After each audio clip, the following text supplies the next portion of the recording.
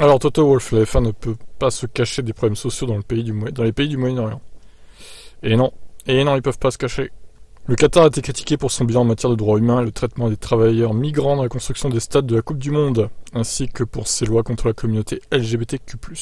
La F1 courue pour la première fois au Qatar l'année dernière et reviendra en 2023 dans le cadre d'un accord de 10 ans qui verra le nombre de grands prix au Moyen-Orient passer à 4 par saison, rejoignant Bahreïn, l'Arabie Saoudite et Abu Dhabi.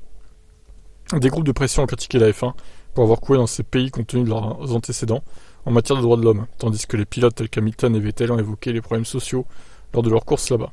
S'exprimant à Abu Dhabi, le directeur de l'équipe Wolff a estimé que la F1 ne pouvait pas se cacher des problèmes dans ces pays. Je suis toujours d'avis que lorsqu'il y a un grand événement sportif dans un pays, ça met l'accent sur ce pays. Je pense que ça peut déclencher des changements, car les choses ne peuvent plus être cachées, et c'est le genre de positif que je pense qu'un sport peut faire, les choses sont traitées. Est-ce que c'est comme nous le voulons? Non. Est-ce que c'est le genre de normes culturelles que nous avons en Europe? Peut-être pas. Là où nous allons, et les gens à qui je parle, je vois le processus et je vois le changement. C'est peut-être parce que nous sommes en Formule 1.